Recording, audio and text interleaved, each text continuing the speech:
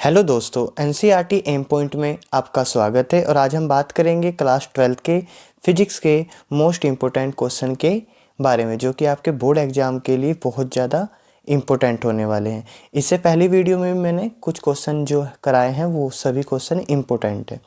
तो आइए चलते हैं। प्रश्न फर्स्ट है, बिंदु आवेश तथा विद्युत द्विध्रुव के कारण विद्युत क्षेत्र की तीव्रता दूरी r के साथ कैसे विचरण करती है, ग्राफ भी खींचिए। यहाँ पर बोला गया है कि जो बिंदु आवेश है वो विद्युत द्विध्रुव के कारण विद्युत क्षेत्र की तीव्रता दूरी r के साथ कैसे बिहेव करता है, उसका ग्राफ भी ड्रॉ करना है।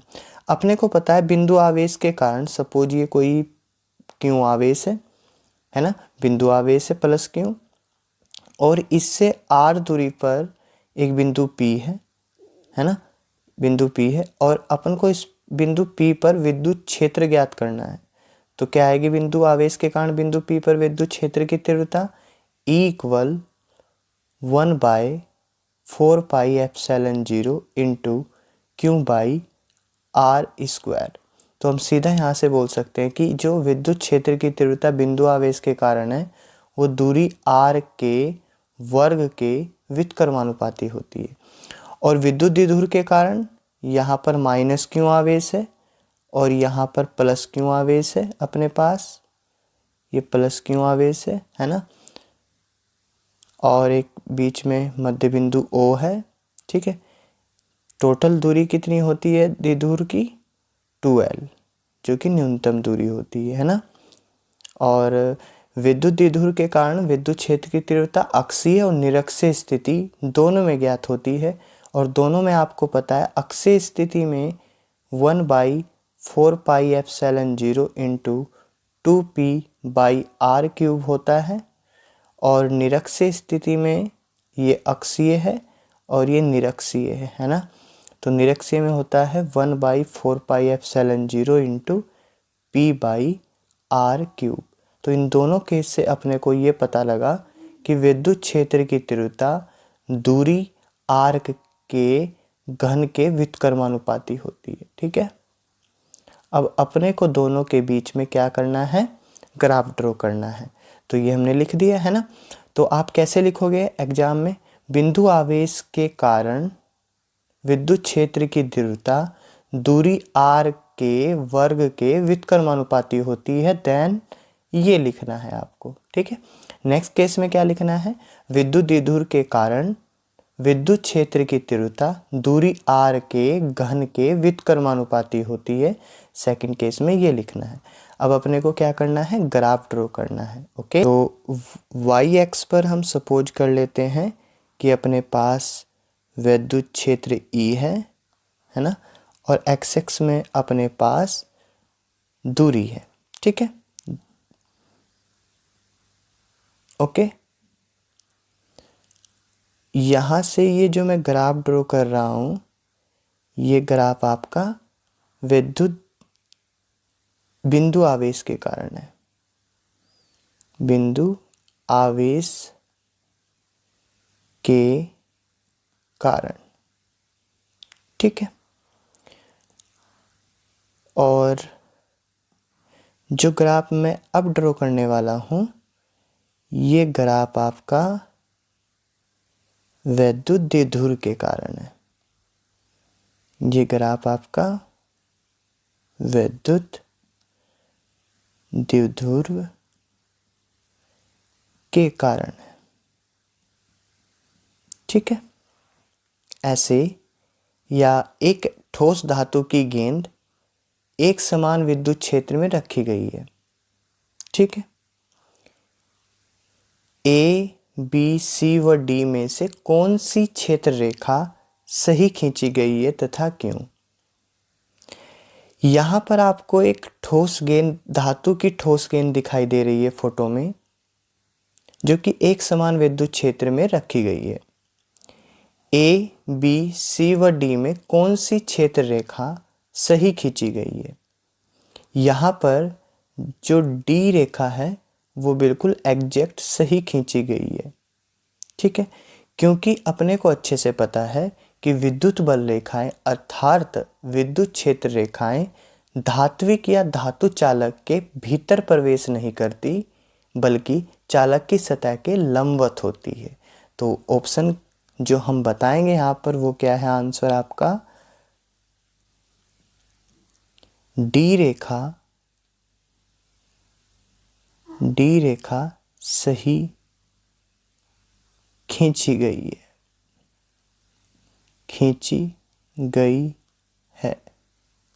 ठीक है, डी रेखा सही खींची गई है। क्यों? क्योंकि विद्युत बल रेखाएं धातु चालक के अंदर प्रवेश नहीं करती हैं, क्योंकि विद्युत बल रेखा धातु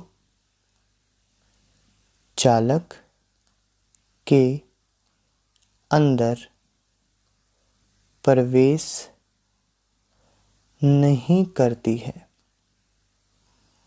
नहीं करती है, बल्कि चालक की सतह के लंबवत, चालक की सतह के लंबवत होती है। ठीक है, तो ये आंसर हमारा बिल्कुल सही हो जाएगा। नेक्स्ट क्वेश्चन पर बात करते हैं। विद्युत फ्लक्स तथा विद्युत क्षेत्र की तीव्रता में संबंध लिखिए। तो आंसर विद्युत फ्लक्स और विद्युत क्षेत्र की तीव्रता में संबंध। तो विद्युत फ्लक्स को किससे डिनोट करते हैं? फाई से, समाकलन का चिन्ह, और ये किसी भी जो आपके पास कोई भी अपरिमित आकार की कोई अपरिमित आकार ले लेते हो, जैसे एक बेलनाकार हो गया या कोई भी चीज़, तो उसके संपूर्ण पृष्ठ से पास होने वाला या जाने वाला फ्लक्स ज्ञात करते हैं। इससे सर्कल को ये डिनोट करता है। ठीक है, E vector dot D A vector, तो दोनों में ये संबंध होता है phi E vector dot D A vector. ठीक है, जहां ई विद्युत क्षेत्र की तीव्रता, विद्युत क्षेत्र की तीव्रता, और डी ए क्षेत्रफल सदिश। डी ए क्या है बेटा? क्षेत्रफल सदिश। ओके, नेक्स्ट क्वेश्चन पर बात करते हैं। प्रश्न 4 पर, एक घन के अंदर प्लस क्यू और माइनस क्यू आवेशों वाले दो द्विध्रुव एक दूसरे के लंबवत रखे गए हैं। तो घन से निर्गत कुल विद्युत फ्लक्स का मान कितना होगा? तो अपन क्या करते हैं, सबसे पहले एक घन बना लेते हैं। ठीक है, तो अपन ने सबसे पहले घन जनरेट करना है। घन जनरेट हो गया है। ठीक है, अब इसमें अपने को क्या करने हैं, दो विद्युत द्विध्रुव लेने हैं। तो पहला विद्युत द्विध्रुव minus Q and plus Q, दूसरा विद्युत द्विध्रुव माइनस क्यू और प्लस क्यू। दोनों विद्युत द्विध्रुव एक दूसरे के लंबवत रखे गए हैं। ठीक है, तो अपने को पता है अच्छे से, कोश की प्रमेय हमें क्या बताती है, किसी पृष्ठ से पास होने वाला कुल विद्युत फ्लक्स फाई उस पृष्ठ के अंदर जितने भी आवेश है उसका 1/ε0 गुना होता है क्यों कुल। और यहां से क्यों कुल कितना है? बिकॉज आवेश एक अदिश राशि है, तो जितने भी आवेश है सबको ऐड कर देंगे। Minus Q plus Q plus minus Q और आपका plus Q.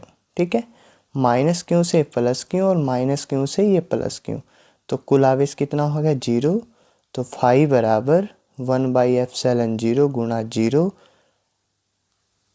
This implies phi equal 0। तो इस घन से कुल विद्युत फ्लक्स का मान कितना होगा? 0 होगा। तो दोस्तों ये वीडियो आपको अच्छी लगी हो तो प्लीज़ वीडियो को लाइक कीजिए, अपने फ्रेंड्स के पास शेयर कीजिए, और अब तक आपने हमारे चैनल को सब्सक्राइब नहीं किया है तो प्लीज़ चैनल को ज़रूर सब्सक्राइब कर लीजिए, बिकॉज आगे आने वाली वीडियो में मैं आपको न्यूमेरिकल जो मोस्ट इम्पोर्टेंट होते हैं वो सब कराने वाला हूँ। तो मिलते हैं नेक्स्ट वीडियो में। Thank you.